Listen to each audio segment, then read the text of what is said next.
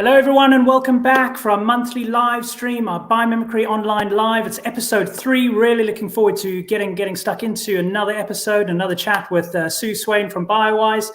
So over the last 7-8 months, Sue and myself have been spending a lot of work putting into what has now become a fantastic Biomimicry Online course, which we're so excited about and starting to release out, which is really, really exciting. And over these live streams, we're starting to talk about what biomimicry is, what Sue has learned through over the years, and some of her words of wisdom sort of piled into some fantastic online presentations, some tasks and loads of ways that you can get involved and learn a lot more about what biomimicry is and how to sort of implement it into your life. Before we get Sue onto the live stream, just a little reminder that a couple of months ago, we did a fantastic online conference, which was fundraising for several organizations. Sue's organization, Biowise, was one of them. So you can still get involved with this online conference, which has now been turned into an online fundraising course as well. And it's got over 700 minutes of presentations and activities and panels and Q&As and forums and virtual volunteering. It's got so much. So let's just have a little check out and a reminder what that was all about. Have a look at this.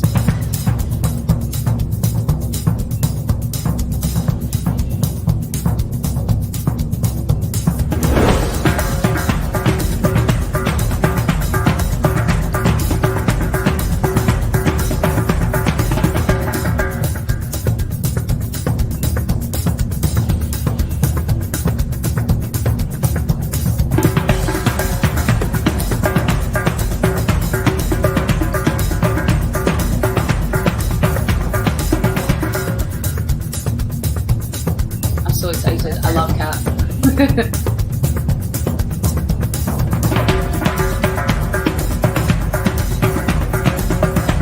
Now the senior shark biologist at the ICT. Perhaps the biggest success that I've had so far is actually to have survived so long.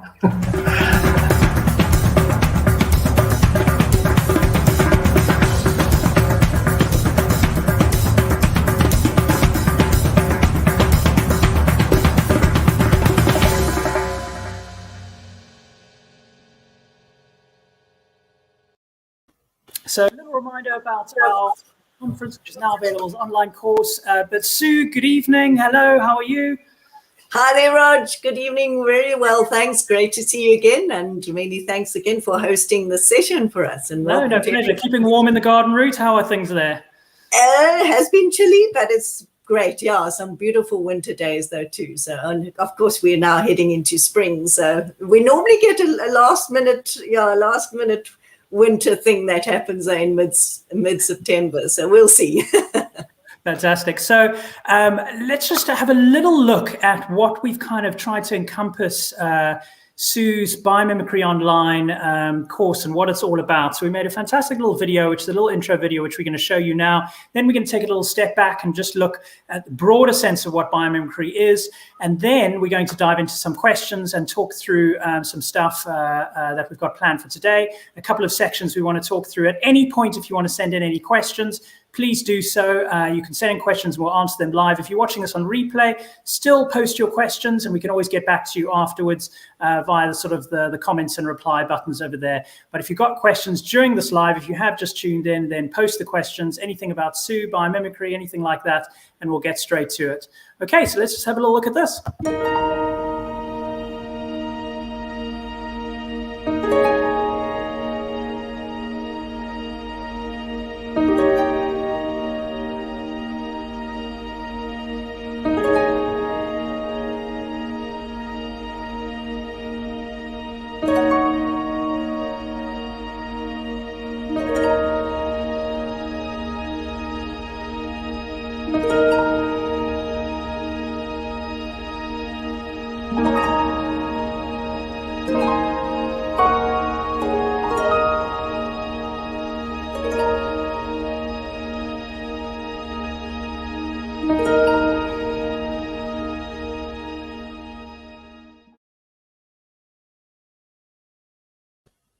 Elegant, simple, lovely. It may sound like a complicated topic, biomimicry, but at the heart, I suppose it's not really, is it, Sue? Not really when you break it down to three simple things. It's really reconnecting with, learning from, and living as nature does, and if we can simplify it down to that, we take something that is potentially complex and realize it's not rocket science. It's how actually all indigenous cultures and our ancestors lived in any case. So that's why it's often called a reawakening and a remembering of things. So yeah, but it's fascinating. I mean, it can be pretty complex too, believe you me. You want it to be, yeah. Yeah. So let's just take a little step back before we dive into the question. Just a reminder for anyone that's tuning into this for the first time, getting into biomimicry for the first time, trying to know exactly what it is.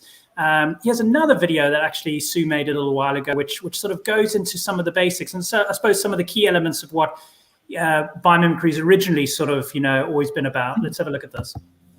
Imagine an experience that ignites the same spirit of adventure and pursuit of discovery as exploring the outer limits of space, but where the adventure lies not beyond our galaxy, but right here in exploring the extraordinary diversity and hidden depths of this planet. An experience that reveals how nature is a vast library of ingenuity we can learn from. A library filled with proven, real solutions for all our human development and sustainability challenges. Solutions based on the billions of years of research and development by the natural world's designers, architects, engineers, and scientists. This is the science of biomimicry, the practice of learning from and emulating nature's genius. Biomimicry is at the forefront of innovation. It is the next revolution, the natural revolution. Now, imagine the place that brings all this to life, that showcases and fuels this natural revolution. A place that brings the same kind of enchantment, thrills and magic to the world as Disney intended, but where the wonder does not lie in the realm of make-believe, but in the reality of nature's genius and the value of this genius to us.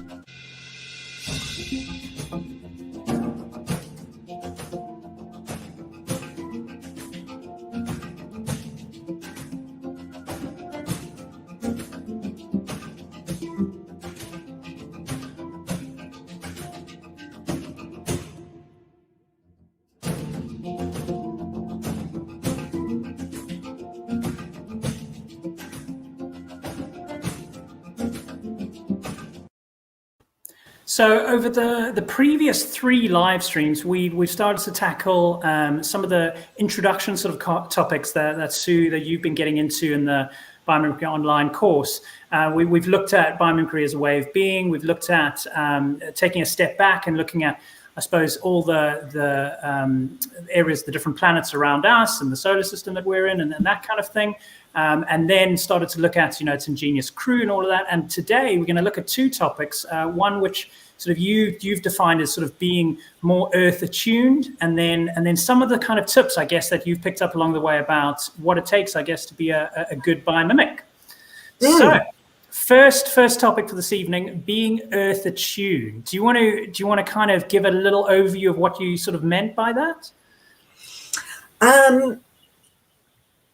In biomimicry terms, we talk about Earth's operating conditions.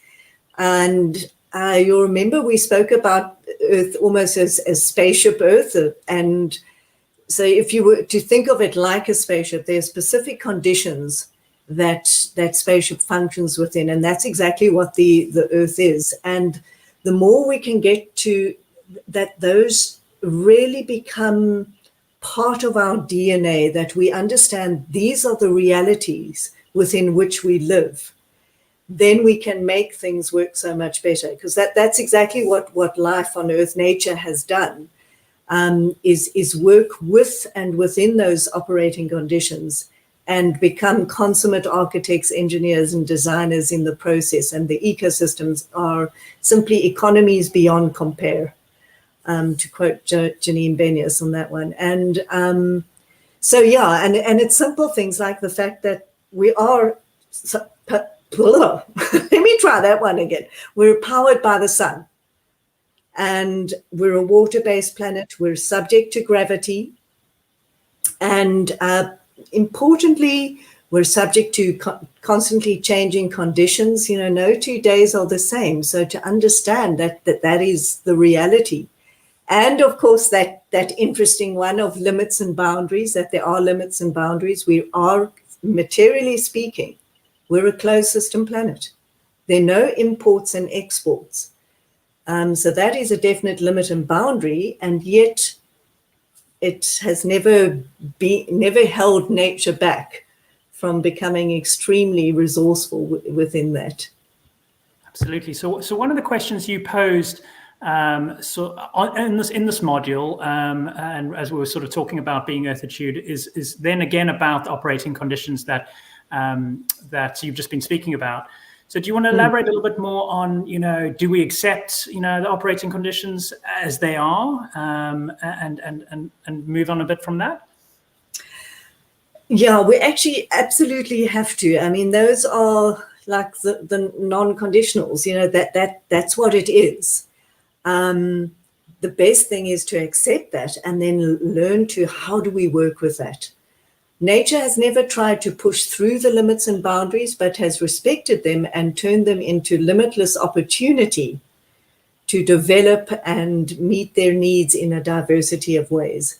And I think, if we can just understand that element of it, then it opens up a world of opportunity to us. And we do get it. We know that Mozart and the Beethovens of this world did not try and make a 166 key piano. They worked with the 88 keys that there are and produced magic. So it's the same with us. Work with the conditions we have, and we can produce magic. And I suppose that kind of leads into this as well, the limits and the boundaries that you were speaking about, right? Absolutely. I think what we've got to realize is, as far as we know, with these incredible telescopes we have that can see virtually across the whole galaxy and universe and all of that, we've yet to find another planet that sustains life and complex life like what we have. And, if you think of everything that went into making it possible for life to be here, there's no doubt that the conditions are there to actually help sustain life. They've made it possible for life to exist and possible to thrive for 3.8 billion years. So, and that includes the interesting, challenging ones of the limits and boundaries. And that if those limits and boundaries weren't in place, perhaps there wouldn't be the checks and balances that have kept life on track. And we might have had all sorts of funny things happen, that only one species takes off and starts destroying things. I don't know if that sounds a bit familiar, but anyway. But yeah, it's really accepting those limits and boundaries is critical, and understanding that even though we may not understand why some of those limits and boundaries are there, why we can't push through them, that they have helped to sustain life for 3.8 billion years. They've ensured that life has thrived over that period of time. And, maybe a classic one is the fact we've got this planet that has an abundance of water. 70% of our Earth's surface is water. And yet 97% of that is salty. And all of life needs fresh water. So there's this curiously scarce, abundant resource, and yet it's worked. And that needs to be respected, not try to push through it and break through that boundary, and understand it's there for a reason, though we don't always get it. And do you think because of that it is actually just so easy to throw things out of balance? The simple act of the planet, heating up too much and ice caps melting, and that just throwing a whole lot of other things about it. It's the way the Earth is the way it is for a reason, and it can be, thrown off balance so easily. Is that what you would say? Look, not so easily, but it can get thrown off balance. But because remember also that everything is interconnected, everything is interdependent. So that the butterfly effect that we all heard of and all of that, those are very real. And I think the big concern is the Earth is an incredibly resilient system. It's self-organizing, self-regulating. It has checks and balances in it. But unfortunately, we as a species have really, defied all the things that we should have been listening to, and have gone off on our own, and we've tapped into things. So, for instance, fossil fuels have never been tapped into, not for 3.8 billion years. Now they're just being, burnt and extracted and are causing major disruptions to the makeup of the Earth's atmosphere. And so it's those kind of things. The fact that, yes, there are 118 chemical elements, but nature has only combined ever really 16 of those with a further trace elements of 10. And we've come along and forced all 118 into combination. So the Earth can't recognize or absorb or assimilate those because nature has never seen those combinations before.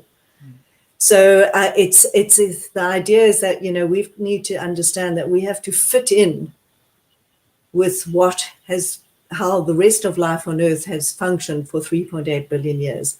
That's the bottom line. Yeah. And I guess that leads nicely into part 2 about being a good biomimic. Now, I guess a lot of these kind of things should come naturally for us and for any species on Earth, but for some reason, and I suppose we could articulate what those reasons are, but for some reason along the way, we've kind of slipped up a little bit. And you speak about being a specialized generalist. Do you want to elaborate a bit on that?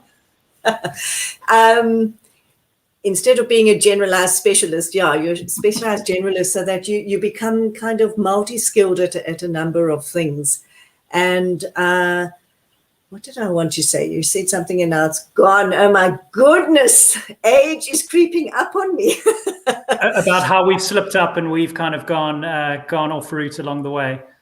Yes. It was about that. What did I want to say? It's like we've taken ourselves on this journey of separation from nature, believing ourselves superior to, masters over, that everything exists to serve us, that we're not bound by the same rules that everyone else is functioned by. And that has really become problematic. And so an incredibly important element of biomimicry is reestablishing our connection again with nature. We're part and parcel of nature. We're not separate from, we breathe the same air, we need the same water, we've got the same makeup, our physical bodies. Physiologically, we're perfectly adapted to the planet. It's only our behavior that is completely out of sync with how the rest of life on Earth behaves. So it's the big shift, I think, as a biomimic is to learn the art of learning from nature as opposed to learning about. Our whole school system is generally focused on learning about, where we'll name an organism, we'll describe it, its reproduction, what it looks like, that kind of thing. But we fail to shift into, well, what are the lessons we can learn from how it lives, that organism lives in that. So that's a really important one. I think also the ability to see in systems and connect the dots, start understanding and that everything is connected to everything else, and how does that work? And so the ability to maybe zoom in and hone in on an organism, but then zoom out and see how is that organism living within the broader ecosystem. Because these are all things that we need to then start applying to myself as an organism and how I am living within my broader community as such. What else can I speak about in terms of that? Empathic listening. I think the skill of seeing what is happening here, forgetting what we've learned, forgetting what we've been taught, and opening ourselves up to discovering in the moment what is happening here, what isn't happening here, and why. Becoming a child again is incredibly important with those why questions, that help to us to drill down deeper and deeper to understand what it is we're actually seeing. But I also like to believe we're genetically wired to get all of this, and that physiologically we belong on this planet. So it's in our DNA and our genes to know how to actually behave. We've just got to tap into that again and allow intuition to percolate up from within us. So that quieting our cleverness is as much about allowing space for nature's wisdom to come in as for our own intuition to percolate up, basically. Yeah. And obviously over the last 6 or 7 years or so, there's been so much talk about the global goals and what we need to sort of do, and the all the different things that we need to do in our daily life and what businesses need to do and stuff like that. How do you see that kind of general look at the world? How do you see that connect up to being a good biomimic, and what can we draw from both sides, I guess? Look, biomimicry as a practice, then, as a way of living, a way of innovating, I think speaks really closely to the Sustainable Development Goals. In kind of like maybe takes it in a further direction as well, because we don't really want to just focus on sustaining the current status quo, because the current status quo, I'm afraid, we're in the dwang. We actually need to learn how to restore, regenerate, and things like that. So in terms of that, we talk about regenerative living. But I mean, if you look at some of the SDGs, I mean, you've got the aim is to have no poverty and zero hunger. Okay, and if we can learn to actually take the lessons from ecosystems like a forest, learn to function like a forest. In a forest, there is no unemployment. Every organism is directly involved in meeting their own needs while contributing to the needs of the system. Now, imagine if that's how in learning that, how we can start applying that and achieve that zero poverty, or work towards it, obviously. And zero hunger, biomimicry is about keeping things local, meeting your own needs, starting to grow our own food, starting to say every region could be most probably meeting 80% of their food needs, and helping people to understand that, how we can all be working together, collaborating to make that happen. That's how you can also start heading towards zero hunger. Health and well-being. Okay, there are countless studies that show how important it is, the reconnecting with nature side of things. There's some people say just 15 minutes out in nature is enough to really keep you going for the day, kind of thing, So I think the more we can also get that element of biomimicry happening, where people can deeply connect again with life around us, we'll start feeling better within ourselves too. SDGs talk about clean water, energy. All of these are basically, if you look at how nature has done it, how has nature met all their energy needs without fossil fuels? It can be done. It just depends on how we're going to approach it. A lot of the time we focus on, when we talk about renewable energy, it's how much more can we generate, whereas it also should be focused on how much less can we use. Replacing fields of canola with fields and fields of solar panels is maybe not a solution. It's how could we tap into freely available physical forces, use passive design and what's available to us without even needing things like wind turbines and that. Sometimes it comes down just to behavior. Instead of switching on the aircon, I open a window. It's that simple. We've lost, we're so wanting to separate ourselves from the elements, we forget to actually, we need to let the elements in. And that's one maybe advantage of this whole COVID pandemic, is that people are realizing the importance of fresh air and ventilation too. That's something, we've just closed ourselves off from that. Obviously, a biggie is innovation, Roger. You know, biomimicry is really big in that field. So in that, it could help with the development of innovations that are actually can have a positive impact on the environment that aren't, and nature in general, that aren't there just to serve our needs, but actually contributing to meeting the health of the planet as a whole. Sustainable cities, that's, you know, all of that is encapsulated in biomimicry, both as an approach to innovation and as an approach to living, responsible consumption, climate action.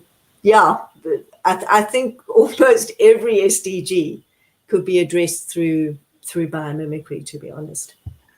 So, not addressed, yeah. contribute. So Richard says, great point about employment within a forest. Love that. Nature does provide so many clues and answers ready for us. No, great point, Richard. Absolutely. Thank you for that. Thanks, Richard. Yeah. So that leads me to the final little point or question for this evening. And I want to sort of make this into a two-part one for you. So First of all, what have you found to be the hardest skill to master when you sort of, you know, been aiming to become a good biomimic over the years? And then it might be a different answer, it might be the same. What do you suspect most people just getting into it will find the hardest?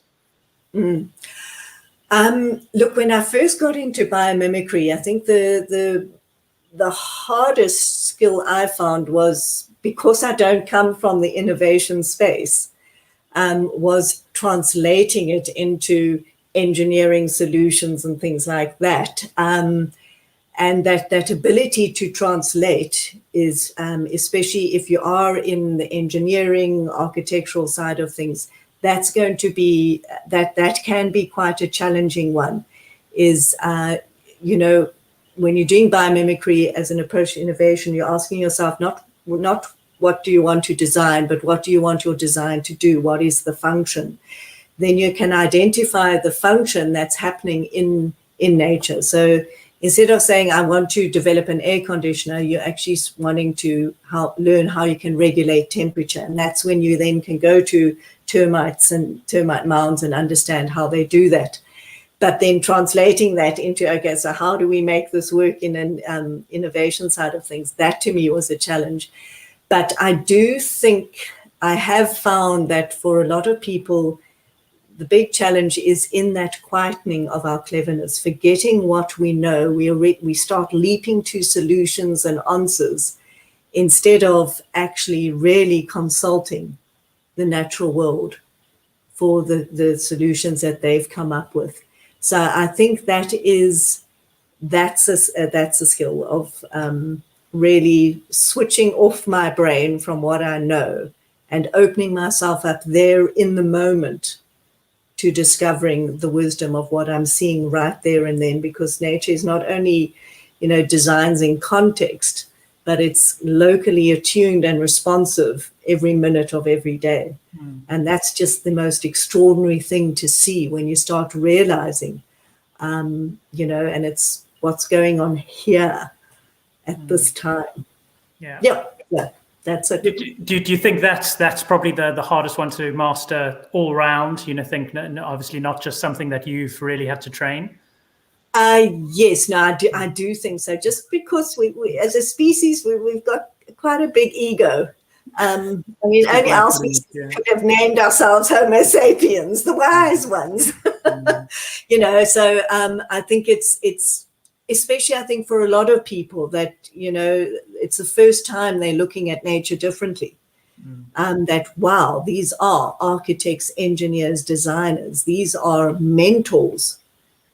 You know, and it's one you needing to transition that first of all to understand, wow, nature is not just this warehouse of resources, it's a library of solutions, and a whole blueprint, a living guide for us to learn from. And then saying, okay, let me keep quiet what I think I know and allow nature to show us. And I do think that's a challenge for a lot of people. I guess there's so much that can be learned from, you know, some of the the more sort of tribal cultures, I guess, maybe like the Khoisan or, the Native Americans and stuff like that, who are so focused on what it is that the earth is doing, for them, what they can do back for the earth and that kind of thing. And I always do wonder at what point along our kind of history or our evolution or whatever, we kind of switched off from this, being quite conscious of what's going on around us to be so so far ahead thinking that we have stepped out of the moment. So it'd be interesting to sort of figure out when that shift sort of came about. Yeah, look, I think it's been a shift over time. I mean, they kind of pinpointed it almost to the agricultural revolution 10,000 years ago, but then it's just kind of picked up pace as we've gone through scientific revolutions and industrial and petrochemical and genetic engineering and all these different revolutions, which have just taken us further and further away from our connectedness with nature. And so it is a challenge. So then to finish off our little half an hour monthly live stream, always like to do a little takeaway at the end and something that you as the listener, the viewer, the audience out there, those that want to get involved in biomimicry online, online course, which is now available, just to kind of help map them a little path along the way. So for today's one, obviously the topic was being earth attuned, what it takes to be a good biomimic. What kind of takeaway message would you want sort of learners or the audience to step away from this if you were to give them sort of a message or a task for the week or the month? Okay, well, maybe to think about, is that if life on earth, nature, again, when I say nature, we're part of nature, so not something separate. But if nature, the living organisms, every ecosystem has managed to achieve incredible resourcefulness, resilience, they're living in a way that is contributing to creating the conditions that sustain life all the time. And they've done it within those limits and boundaries. I'd really like you to go home and think about, well, how can I learn how to respect the limits and boundaries, but see the opportunities within that? Because that is the thing. Nature serves the opportunities of limits. And how can we learn from that and apply that to your life? So think where you might feel that something you feel limited and you want to break free and start saying, well, maybe that limit is there for a reason. And how can I turn that into an opportunity? Fantastic. No, love that. Now, before we sign off for the night, we've just got a sneaky question that's just slipped in here right at the end. So I thought I'd pose it for you, if you don't mind. So Richard says, are there any examples of where biomimicry specialists are advising governments as special advisors? Certainly, I know Claire Yanish, who is a biomimicry professional here in South Africa. She's done work with, I know, the KZN municipality, KwaZulu-Natal municipalities, Janine Benyus and Dana Baumeister. I mean, Biomimicry 3.8 is actually a whole consultancy in any case. And not only do they consult with companies in the innovation space, but they are very much also talking with governments and municipalities. And of course, biomimicry is all about collaboration and partnerships and giving input. So you've got the donut economics of Kate Rayworth. I know their biomimicry is hand in hand with them in terms of that. So looking at whole new economic models and that. So yeah, there are plenty of examples of that happening out there. The biomimicry professionals doing that, yeah. And by biomimicry professionals, I mean the people who've done the masters through Arizona State University and Biomimicry 3.8. Fantastic. Thank you so much. And thank you, Richard, for that question. I do wish, there was more focus on, getting students and young learners and all sorts, taking this up as just a pathway, while at school or after school or within modules at, courses at university and stuff like that, because it really does need more traction. So Sue, thank you so much. Our next live stream, obviously, every month, first Thursday of the month. So the next one we're looking at will be the 7th of October. I can't believe it's September, let alone it's going to be October. It's just absolutely crazy. But thank you so much. It's been, pleasure as always. Love listening to you talking about all of this. Just a reminder to everyone watching, whether you're watching it live or on replay, go and check out the Biomimicry online course on the Expedition Project website. Sue's put a lot of time and effort and work into what is the most unique and innovative thing I've ever seen online. Actually, it really is fascinating. So go and check it out. She goes into a lot more detail about some of the topics we've been talking about here. There's a lot of actionable points. There's a lot of things you can do at home and within your friends and families and your surroundings. It really is fascinating and eye-awakening. So please do go and check it out. A parting shot, Richard says, thank you so much. Really fascinating, so interesting, and more awareness is needed in schools. 100% agree. So Absolutely. Thank you very much, Sue. Thanks, Roger. Great to see you again. Great to see you. Take care, everyone. We'll see you next month, and have a great rest of your evening. Bye. Ciao.